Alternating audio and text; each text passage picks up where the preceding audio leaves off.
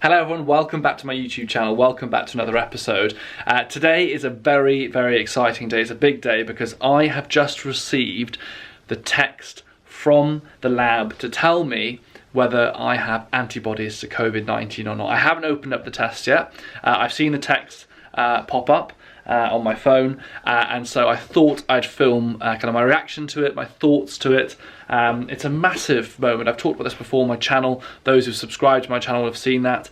You know how important the antibody test actually is in this battle against COVID-19. For those that are new to the channel, my name is Dr. Alex George. I'm an A&E doctor. I work on the front line. On my YouTube channel, I make videos around health topics, including COVID-19, and also my own interests around properties and cars too. So please do subscribe to the channel if you haven't already.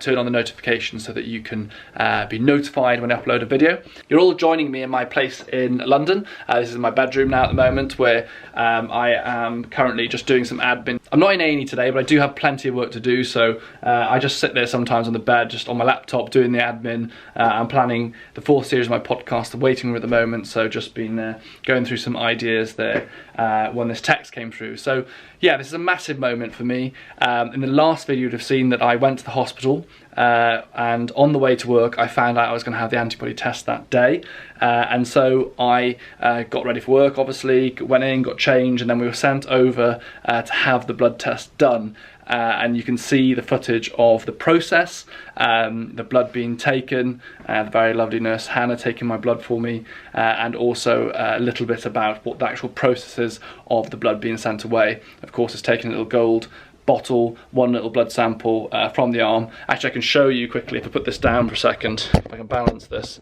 I can actually show you, I think I can show you where I got my blood taken from.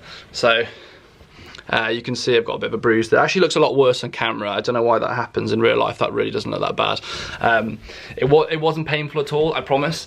I know a lot of people do worry about their blood test being done, but honestly, it wasn't painful at all. It took a few moments, and yeah, all done. Right, so let's get on with this. Let's open this text. Let's find out whether I have antibodies or not to COVID-19 and whether I'm potentially immune. This is a massive moment. Professionally, because of course I've been on the front line throughout, but also personally as well, because I really want to be able to see my girlfriend and friends. And although it doesn't change anything in terms of guidance right now, if I have antibodies I can't change the way that I'm behaving, it does make me think that in the future, potentially it might play its part. So I'm going to set this up over here. So I've got a little workstation over there. This is very much shot in real life at the time, as you can tell. I might turn that light on because it gets a bit dark. Where is my phone? So as I said, the text popped up on my phone, and I deliberately put the phone down because I didn't want to kind of look at it and kind of not ruin the surprise. I don't think that's quite appropriate, but certainly I wanted you guys to kind of see my reaction. So I'm going to open up the text now. This is a huge moment. Here we go. Let's do it. Right, so your COVID-19 antibody screen result from Lewisham. Anti-SARS-CoV-2 IgG, which is an antibody.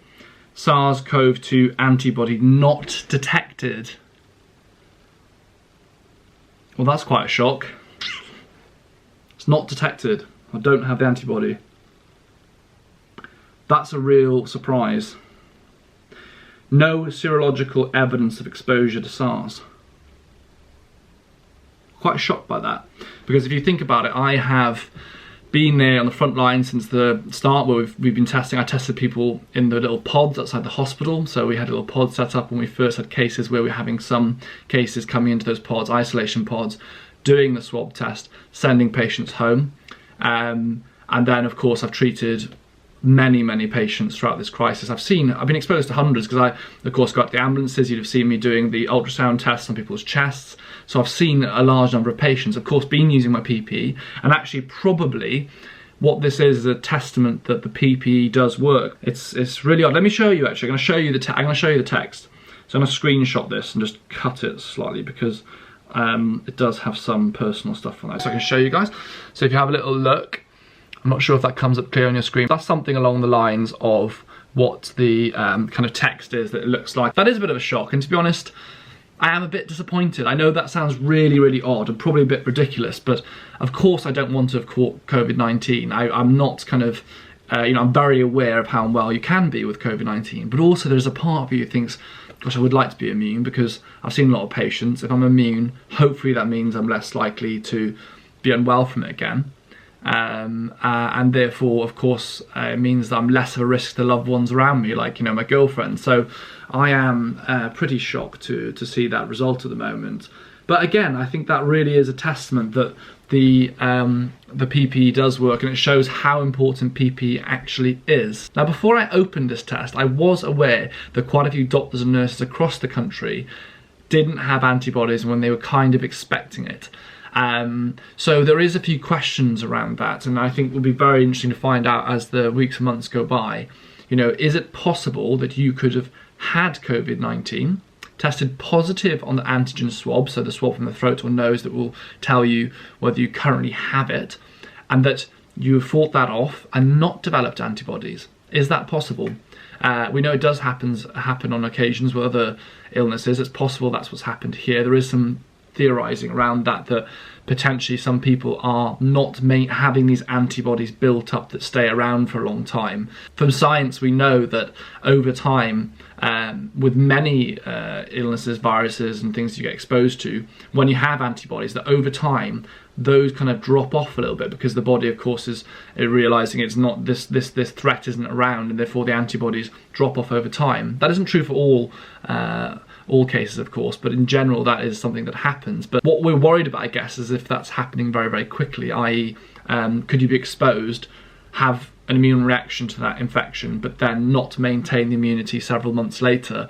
I mean, look, this is one test. I'm quite clearly not drawing those kind of conclusions from my test. I didn't have any symptoms. I haven't had any symptoms throughout this time. I've been completely well, thankfully, in touch wood. And so I assume that if I had caught COVID-19, that it probably would be an asymptomatic case. However, of course, I have been using the PPE properly. We've all been following it as best as possible. I've been social distancing as much as I can. Clearly, as I've said before, in the hospital it's very difficult if you work in a department closely with other people. You're kind of in that circle of working together in A&E. You need people to help put on your PPE. You work in a close environment together. Clearly, there is a limit to how much social distancing you can do in an A&E department. However, thinking about it, we have been very careful. We've done all the right things. I'm very careful with my hand washing. I'm very careful with my PPE and careful with my social distancing. And therefore, I guess I have reduced my risk. So what if the test is wrong? Well, this test that's been rolled out, this antibody test, is from Roche and Abbott, which you might have heard about on the news. So this antibody test is very sensitive and specific. What that means is that if a test is very sensitive, there are very, very few false negatives. And if it is very specific, there are very, very few false positives. So essentially what you want to have is a test that is 100% sensitive and 100% specific, ideally. This test is very close to that. I think nothing in life is 100%, but it's pretty close. And so the fact that I've tested negative antibodies is likely to be correct. So essentially it's quite possible I've not actually come into contact with COVID-19, that the measures we've taken have been effective. And then the second possibility is, what if I have come into contact with COVID-19, been asymptomatic and not developed an immune response? That is also a possibility, and I guess time will tell. That would be the worst case scenario, because ultimately if I've been exposed, I want to have immunity, and that's what we really want. We want to develop this herd immunity amongst the community so that we develop a community resistance against COVID-19. So what are the next steps with the antibody tests? Of course, this has been rolled out to frontline staff in the NHS first, so that A&E departments, hospital staff across the country are able to have the test done, and of course carers too, because they're in the kind of high risk category of coming into contact with COVID-19. So I know a lot of you are probably asking, well, what does this mean for me as a member of the public?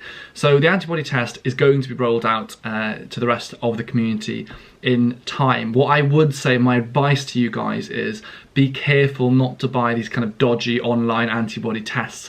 Only those that are validated by Public Health England, by the government, by the NHS should be used. And at the moment, the only tests that are available in terms of antibody tests that are validated, as far as I'm aware, are the ones that we're using at the moment in the hospitals, in the NHS. They're not currently available to the general public, so be very careful about that. We are going to be seeing the home testing kits for the self-swabs rolling out. That is something that's currently in progress. So if you have symptoms of COVID-19, so the loss of taste or smell, the persistent cough or the fever, then you'll be able to actually test yourself at home, so self-isolating as you normally would, and then have a pack sent out to test yourself with that swab and then get a result. Of course, that test is about saying, do you have it right now? That doesn't show whether you're immune or not. So I've just received a self-swab kit, and I'm going to make a video for you guys showing you how to use the swabs, literally how to actually take the swab,